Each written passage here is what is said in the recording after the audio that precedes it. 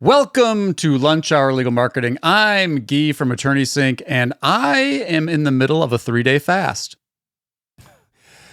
I'm Conrad from Mockingbird, and I am astounded that Gyi has yet again come up with something to talk about that involves food. Tidbit about myself. I immigrated to the United States in 1979, and the first memory I have of being here was watching E.T., which came out in 1982. So I don't know what happened for the first 3 years. Welcome to Lunch Hour Legal Marketing, a show about marketing law firms. We are recording today on June 4th, 2025. And Conrad, what is the historical significance of June 4th? Well, happy passage by Congress of the 19th Amendment. And my daughter just pinged me that she registered to vote because she's now vote registerable. She's now 18.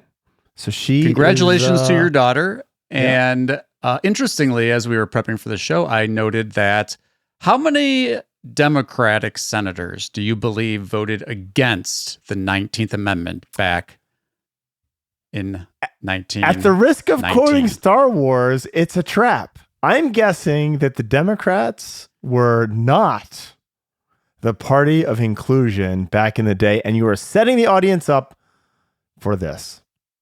What happened? 20 Democratic yays, 17 nays, 9 not voting, 36 Republican yays, 8 Republican nays, and 5 Republicans not voting. And I was mentioning also that I'm in the middle of reading Theodore Rex, if you're interested in a biography of Teddy Roosevelt that covers early, 1902 to 1900. I don't even know when it stops, but history's mysteries. Get involved with understanding your history, and what's old is new, and things are upside down and all that kind of stuff. In addition to the 19th Amendment, what else will we be talking about today, Conrad? We have an absolutely packed news session. There's so much that we're going to talk about from a news perspective, and then we're going to talk about stand for something. Now, this is something that you've heard from us, multiple flavors of this multiple times. We're going to bring it back with some really great examples of people have chosen or not chosen to stand for something. Music. Welcome to Lunch Hour Legal Marketing, teaching you how to promote, market, and make fat stacks for your legal practice. Here on Legal Talk Network.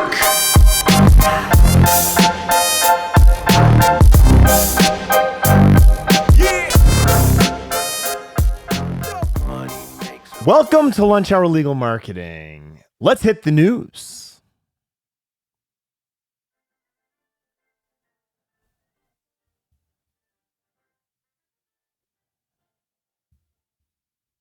All right, Gyi, you and I very rarely have guests on the pod. And when they hit the news, we like to showcase that. Eric Goldman, Professor Eric Goldman, has a great article on a decision around conquesting brand names. We've talked a lot about conquesting brand names on this show and the complications that Google has created for all of you in avoiding this unintentionally. What was the decision? Why are we so adamantly interested in this? Well, it reaffirmed what many of the courts have said, which is that conquesting competitive keywords with ads is permissible. We don't give enough love. I think people should be subscribed to Eric Goldman's Technology and Marketing Law blog. We'll put a link. If you're in the intersection of legal marketing, the law, and technology, this is a treasure trove resource. But the caveat was that even though it's permissible, they also added this weird caveat about how you have to disclaim it, and we'll leave that to readers to go lead. And it was very, very confusing. This is classic, right? This is classic in these situations where they got the rule right, but then they come up with this weird thing where you have to put a some disclaimer on it, and whether people read disclaimers, and do you put a disclaimer? You can't put a disclaimer in the ad copy. Anyway, another example of courts and technology not always being in alignment. And by weird, Gyi means a stupid approach to handling this, I think, is what he's saying. But at Yeah, I least was we have trying to guidance, right? At least I we was have trying to guidance. I was trying to find the specifics of it, but we'll let people go and read on their own. Okay. We're super happy to announce for CallRail a partnership with Ring Central. Ring Central has moved pretty heavily into AI, an AI answering agent, similar to our own investment in Capture Now. And I want to also highlight that we are not talking about CallRail because they pay us lots of money, even though they do. They are a sponsor of this show. We are telling you about this because we think it is specifically newsworthy. And that theme of us bringing in people who are specifically newsworthy is going to come back later on in the show. Hey, Gyi, I also heard via press release that Meta is taking efforts to put you and me out of business. What were their guidelines? Yes, as reported by the Wall Street Journal, and there was a big fuss about this, but Zuck came out and said that Meta is going to enable brands to fully create and target ads using artificial intelligence by the end of next year. And so, hey, you don't need Conrad and Gyi. You don't need marketing people. You can just open your Meta Ads account and let the AIs run ads for your law firm. What could possibly go wrong? This is the second time this theme in a row that this theme has come up on the podcast. Maybe we do have something to worry about, Gyi. I don't know. Yeah, and Google's doing the same. I mean, everybody's doing the same thing. I mean, guess what? There's a bunch of lawyers sitting around right now in their firms thinking, this sounds great. And by the way, what else can I have AI do at my firm so that I don't have to do it? In publishing content, managing ads, practicing laws, doing legal research, submitting briefs. Hooray. Cue Gyi's do what the bots cannot theme. Do what the bots cannot. Okay.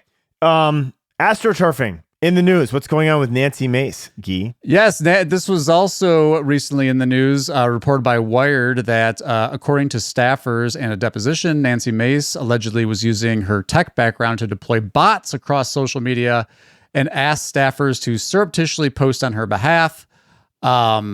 Essentially, doing what a lot of the legal influencers have been doing, which is just creating these fake or buying fake followers, these fake accounts, fake Reddit subs, fake testimonials, all this fakeness. And somebody please do something. Will somebody please do something about this problem? I don't know where it goes. I'll listen. This is not in our list, but this hit me as you were talking about this. I was unaware of this until someone brought it to my attention, that there are agencies where focus on the legal industry where employees are required to leave a certain number of positive reviews for their clients. What a mess. Yeah. So don't believe anything on the internet. Everybody's a I've dog. got that from 2 different digital marketing agencies this week, which was kind of surprising to me. Maybe it shouldn't be. Yuck. A little while ago, we talked about on the pod, we talked about the law firms that Donald Trump administration has gone after and those that have capitulated.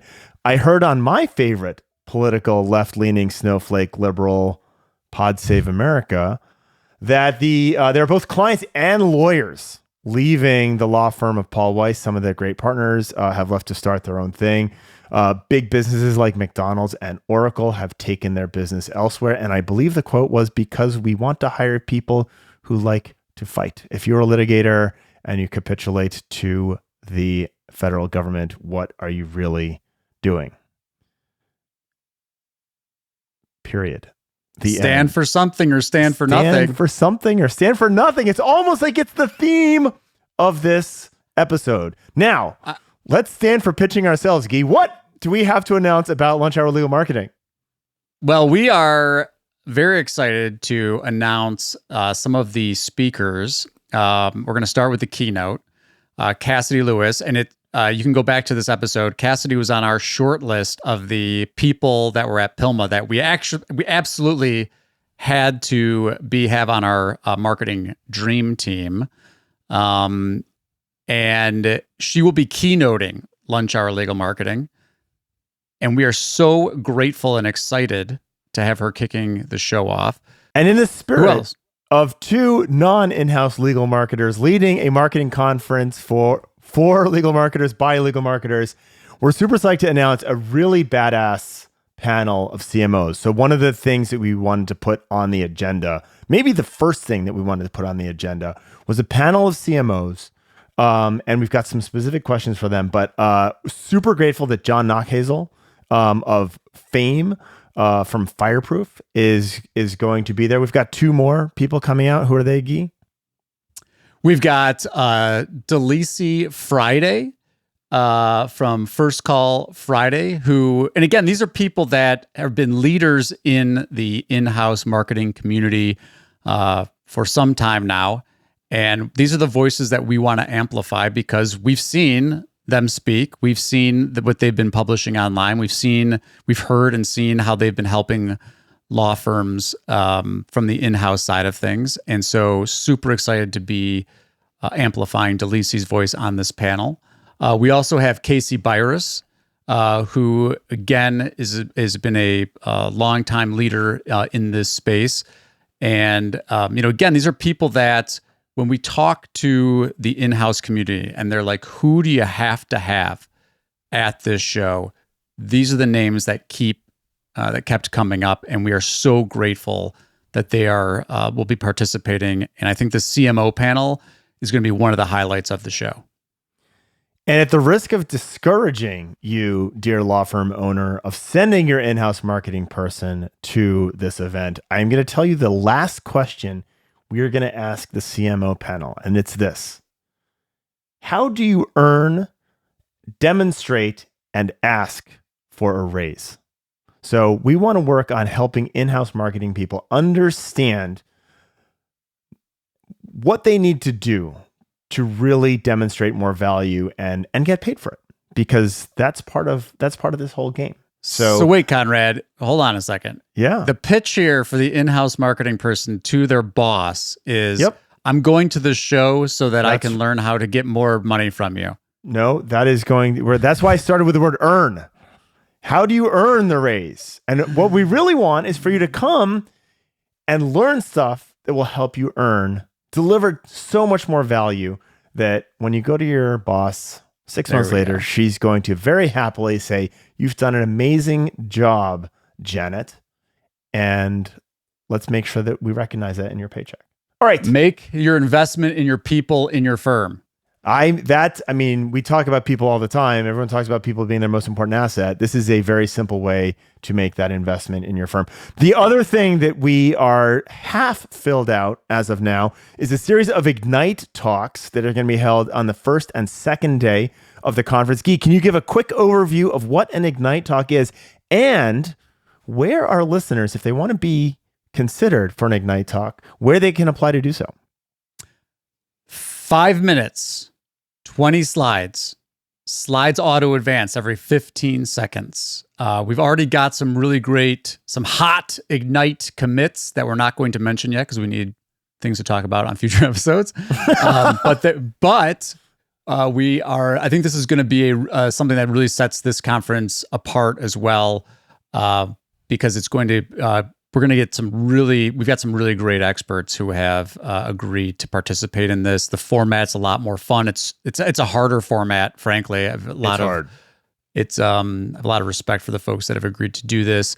And you can sign up or submit whoever you want or nominate yourself at lunchhourlegalmarketing.com. We're calling them the Fry Legal Talks. You can navigate to the link there, and there's a form there. We'll make sure that it's in the show notes too. I did my first. So one of the things about these Ignite talks, in the spirit of Ignite, they tend to be out of the box, a little unordinary, unorthodox, and they specifically are looking for people who are new to public speaking. And I will tell you, one of the first ever talks I ever gave about SEO was an Ignite talk. I was sandwiched between Danny Sullivan and Matt Cutts, and boy, oh boy, I was nervous and it was tough. But it was a fun talk, and it is a great way to get on stage. It is stressful, but it'll be fun. And we're going to end both of the first days with Ignite talks. We're going to dig that talk up, and we're going to put it in the show notes. We can find it. We can find it. Yeah, it's out there. We'll put it on the site. In fact, some of the things that are in there are still relevant today. Amazing. And if you're watching this on YouTube, please do subscribe and like this episode and find the Conrad episode Ignite talk in the show notes. Let's keep the conversation going. If you've got comments, questions, topic ideas, we want to hear from you. You can even drop, if you want to do an Ignite talk, you can drop that in the comments on the YouTube episode, and we will make sure to get those added to the list. And if you're looking for another example, you might like Eric Goldman's episode on Google's search monopoly in jeopardy. So Conrad, happy Pride Month to you. And I did notice that you updated your profile pic. And I noticed you also got some feedback about updating your profile pic. And I thought that that would be a great segue into a conversation about positioning, standing for something, and standing out. Conrad, what did people say to you about your updating of your profile picture? Well, I kind of saw this coming. And so after I put the flag underneath my little pretty picture, I did write in the post of when I made the change, like some people may see this as kind of empty virtue signaling. And I'm actually going to read the empty virtue signaling that I got response. This was hey Conrad, Pride Month, when companies and coworkers morph into rainbow-themed clip art and call it activism. Next up, Solidarity by limited edition socks. Okay, I do not have limited edition Pride socks, but we've talked a lot about standing for something. And we've talked about I will say that we've talked about the support versus activism conversation in the past. And it's June 4th here. We're just coming off of all of the Memorial Day tributes. And, in that context, I've opined and we've discussed, there's the firms that have the generic American flag with Happy Memorial Day. Yep. With their firm logo on it. Yep. There are firms that talk about how they have, fallen heroes in their families and their support for the Wounded Warrior Project, and that they've completed the Murph Challenge. That's another version of it.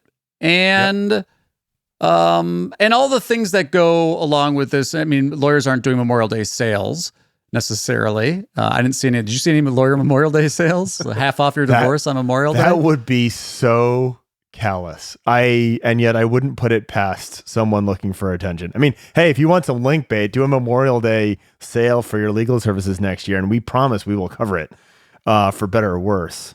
Yeah, I mean, we've talked about this quite a bit, and there is a critique over the support versus activism, and and you've specifically talked about this with regards to the American flag.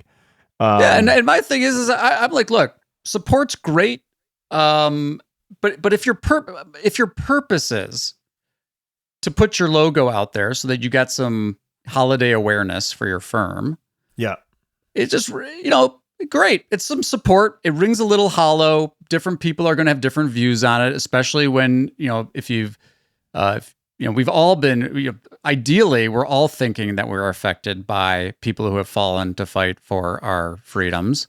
Some have been affected more than others, candidly. And I think that sometimes I'm not like it's bad. I'm not like support's bad, but can't we do a little bit better? Well, let me ask you this. It may not be bad. You've actually argued that it kind of rings hollow, right? So I'll use myself as an example. I am probably in the month of June going to do nothing from an activism perspective, proactively with regards to gay pride. I'm just not. I might march in the parade. I might go to the parade, but maybe. Is that just too empty and vacuous to be taken seriously? Is it just, kind of empty virtue signaling, or do you think that's, sorry, let me put this differently. Let's assume I'm not going to march in the parade. I'm not going to do anything. I'm just going to throw the flag up there. Net negative or net positive or net nothing? I'm going to say net positive. I think that any, and again, there's some nuance here because changing your profile picture is a show of support and solidarity for people, marginalized people who have been discriminated against. I don't call it virtue signaling, call it whatever you want. I don't think that I'm ever going to call that a negative thing. My point is that we should all be thinking about trying to do more. But the thing that what you didn't do was Happy Pride Month, Mockingbird services 50% off. Happy Pride Month, sure. Mockingbird marketing, that's the stuff where I think that's where it starts to, for me, and again, everybody's got to make their own decision. The other one that gets me, and we'll put a link to the other episode. The other one that gets me is when different firms are literally posting the same image with the same message with a different logo because that's what their agency did. And to me, when I see that, that does start to become more of a liability than an asset, I guess. That's the context that I'm calling it out in. Well, let me throw this out to you as a non-hypothetical. My market, by and large, are people who believe in individual rights, regardless of who you want to have sex with, right? By and large, it is self-serving for me to be leaning into this, right? By and large, I'm in Seattle. Like, there's no real downside to this. But you could be in a completely different market. That geographic market, for example, with this specific with Pride Month, where there can be a net negative to this, right? Is there a net negative? Let's say you're in a market where this is not accepted, and you look like the antithesis of the Seattle market. Is there a net negative in standing for something that you believe in like this? Are there things that you should not? Should a firm make a calculated decision to not pursue or publicize some things that they may privately believe in? Well, based on the target market, right? Well, this was I think this was the same thing that came up before, and I think we'll get to the more tactical example here in a second. Sure. But first of all, you got to be who you are.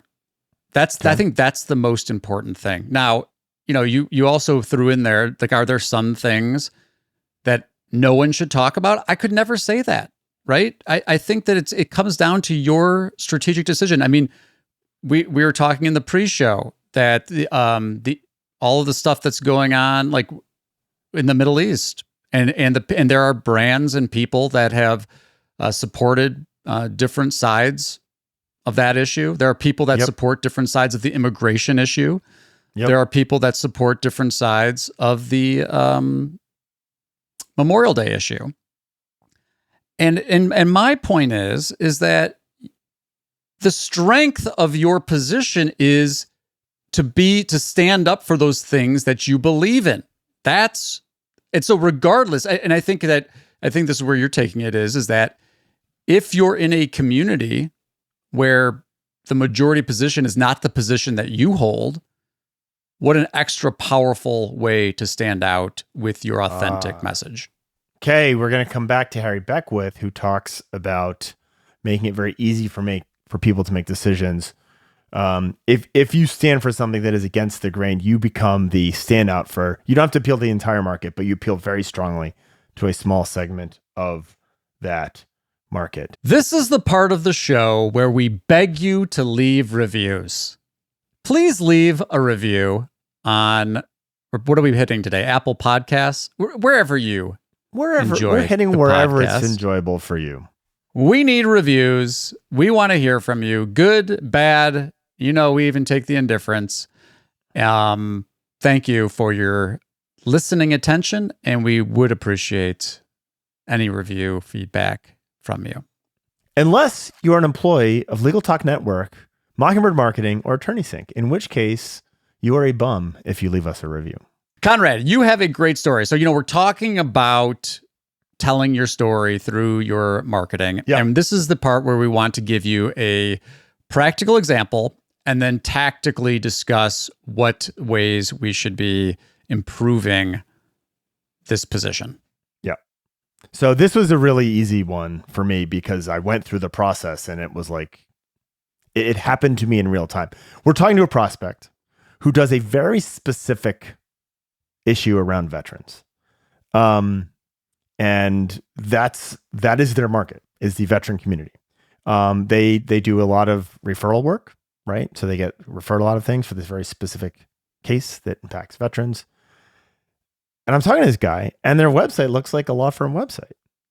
And I had to dig to his bio because I knew, like, the first thing you do if you are looking for someone who works with veterans is you want to vet, haha, no pun intended, whether or not that person is a veteran, right? Like, it's important. And so I got to his bio, and yes, he had served in the armed services. Not everyone in the firm had, but certainly the founding partner and the figurehead of the firm had. But it took me getting to his bio before I realized this. And it was very clear to me that this was a completely missed opportunity. And, you know, our last episode that launched today as of this taping was around positioning, messaging, and branding. And this was a guy who had done a very good job of messaging and positioning himself as a lawyer who worked at a law firm, not someone who was a veteran who happened to then go to the practice of law. And there are so many ways, there are so many ways to do this. You can do this with imagery. You can do this with content. You can do this with your URL. You can obviously do this with your bio. You can lean into it in your LinkedIn profile. We've talked about LinkedIn. We had 2 LinkedIn guests on recently. So there's so many ways to lean into this. And the thing that caught me, Gyi, is there are 2 elements to this that make this so very easy. Almost everybody respects and admires and has a sense of gratitude towards veterans, right? Almost everyone does. It's not like you were picking at least enough to put an American flag up on their LinkedIn profile. Right. Or like, so here's my thing, the LinkedIn thing, like have your picture be of you in service back in the day, right? Like it's so easy to do this. And if people do not love someone in the service, they're probably not going to hire you anyway. You're not going to mesh. It's not going to be a great client. But the other thing is, this is a very, very specific targeted audience, right? And it is the easiest thing in the world to say, I have an affinity for this person because they also serve their country in the military. And so it is perfect one-to-one alignment with your messaging, positioning, and branding, the who you are, what you stand for, and the target market that you are serving. And so this was a no-brainer to me that for whatever reason they had, I almost want to say shied away from. Like, it was almost like it felt like the firm was trying to say, we're a law firm and we no longer do that service thing. Like I kind of moved on in my life from that, and we're now just a law firm, right? It was That's what I wanted to ask you. I wanted to ask you if you thought it was intentional or accidental that it was buried in his profile. It's so obvious a miss that I feel like it was intentional.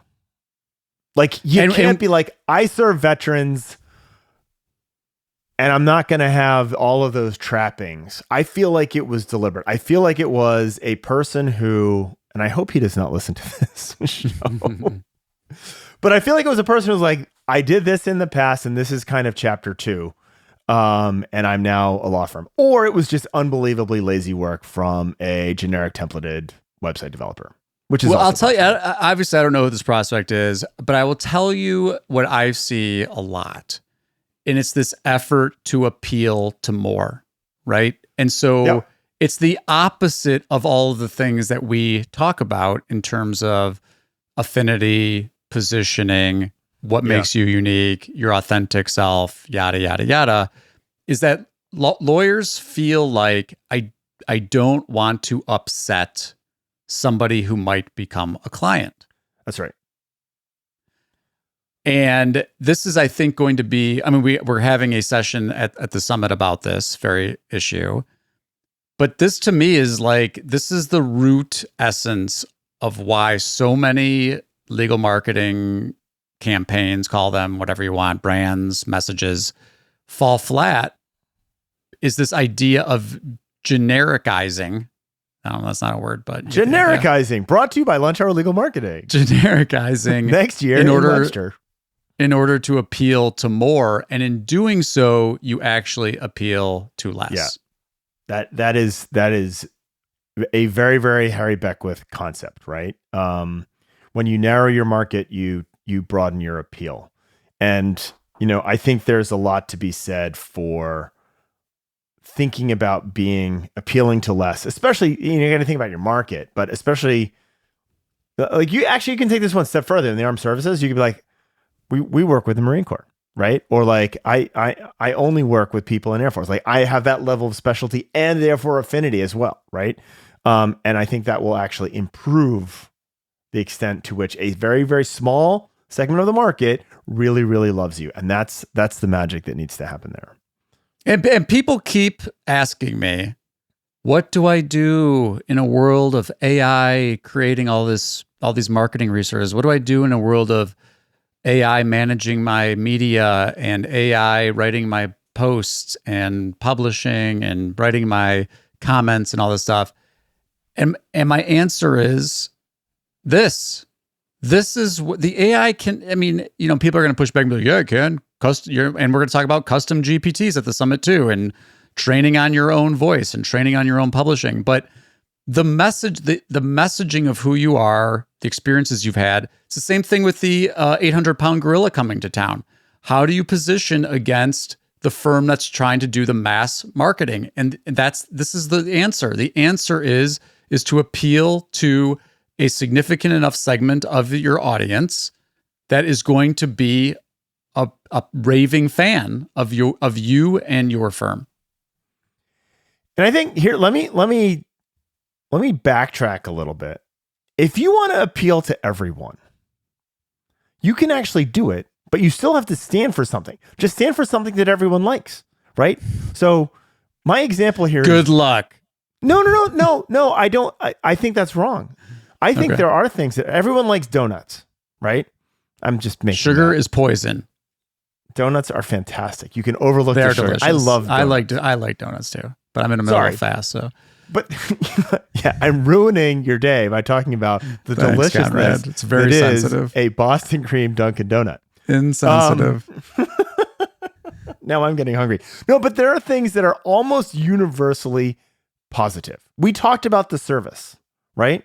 Gay pride is a great example of something that is definitively not universally positive, right? But there are those things out there. So as you're talking, you can stand for your local town. Right. That's the one I Yep. come to. I'm like, if someone hates your local community, like, come on. No, the only people who really hate your local community are 15 to 22-year-olds who are really eager to get the hell out, and then they're going to come back and live near mom anyway, right? So if you miss that audience, Montgomery sucks. So that's your local. The other one I use often is the "Don't Kick Puppies" thing. Everyone loves puppies, right? So, and they're cute cuddlies that like everyone loves. These are innocuous. These are things that if you don't like, you're an awful person. In fact, your dog video on the Lunch Hour Legal Marketing YouTube channel is still one of the most popular videos of all time. By the way, new puppy incoming to the Som household. Oh boy, we're going to pump those views. We are going to use that and use that dog to drive eyeballs like you can't believe. Two other things that are kind of have almost universal appeal. Charities, right? If you are a person and therefore a business that is genuinely charitable, it's hard to hate you, right? It's hard to hate people who give back. We talked about the service, and the other one I think is an easy one that you can always support is youth, right? So doing something to help the next generation. These are things that if you don't like, you're kind of an awful person. So for all of you who hate puppies, you can stop listening right now. Yeah, and I think to me, again, it goes back to the idea of there are so many lawyers. There's so much money coming into mass marketing and legal, especially in PI. And the solution to this, the only way you're going to survive, and the AI thing, the only way you're going to survive is to stand out for something. And so I think if you're going to take anything away from any of this, it's that if you go and, if you're sitting there listening right now, pull up your website, pull up your social profiles, pull up your email newsletters, if it just looks like everybody else's stuff, it's not helping you. Nope. Not at all. You want to try and find a way to end on a positive note? Positive note, we just inspired people to reflect on improving their positioning, and that if you need help, come to the summit, because we are going to talk about this until we are blue in the face. We've got lawyers who are doing this, that it's working for, with specific examples, specific case studies, specific tactics. That's what it's all about. And with that, we must bid you once again farewell until next time. Conrad and Gyi for Lunch Hour Legal Marketing. Money makes a it makes a world go round. Money makes a world go round. Yeah, money make a world go round. Money makes a world go round. Yeah, money make a world go round. Money makes a world go round. Yeah, money make a world